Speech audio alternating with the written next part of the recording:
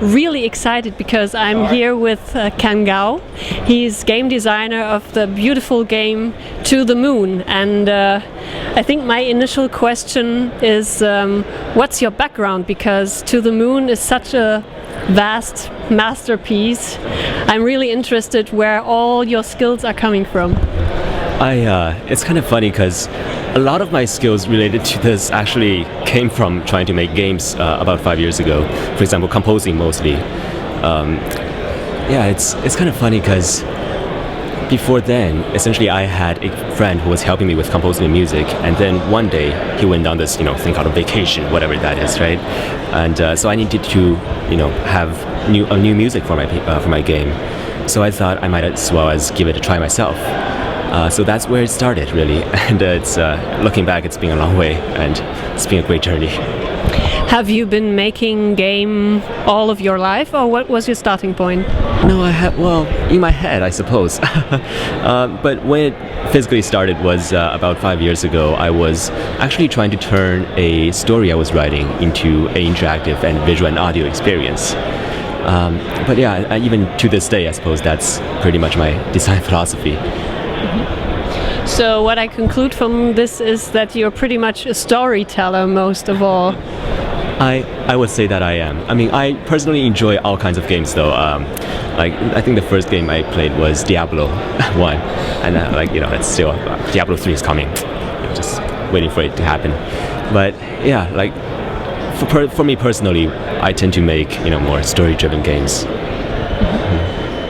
So can you tell us a bit about the development process of To the Moon? What was there first, the story or the idea of a gameplay?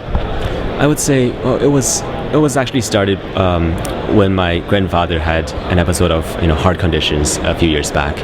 So I kind of thought, because that was my first exposure almost to that nearby death of the family. So when that happened, I kind of just had all these thoughts about, when that one day I'm about to die, if I would regret anything in my life. So essentially that's where everything stemmed from. And then as time went on, it kind of soaked up a lot of the other events in my life back then. I mean, it's a little pretentious, but yeah, it's mostly just a personal project, I suppose. And I'm so glad to see that it actually materialized and became what it is today. I think the story and the whole gaming concept is very, very complex. How did you work it out? How did you cope with the situation of kind of a framing story and then kind of the emotional story that really drives you in? I think I've actually started, when I write stories, I kind of try to imagine what I want to feel as an audience at the very end, at the very last scene, as the credits begin to roll. I think that's often the defining moment of what you take away from something, that everything leads up to that point. So I didn't even know what the core story was going to be about. I knew the structure, the fulfilling wish, fulfilling part. But I was playing on the piano, and I was just imagining what I wanted to feel at that specific moment. I kind of just worked that up away from there, I suppose. What's your idea about the graphics of a game? Because it's you have a really rich emotion and a really complex story, and you kind of work with simplified characters. This is kind of neat.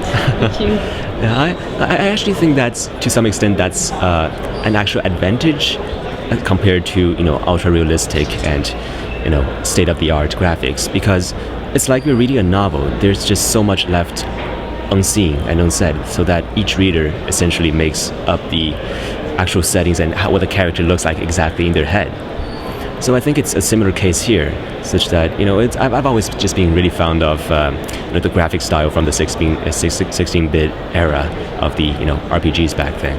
And yeah, I think in a way that actually kind of cope with the story as well, because it's essentially a nostalgic matter, right? So it kind of goes in line with this whole memory traversal, all the way to the beginning. Thank you. It's a pleasure to have you. It's great to be here. Thank you for the opportunity.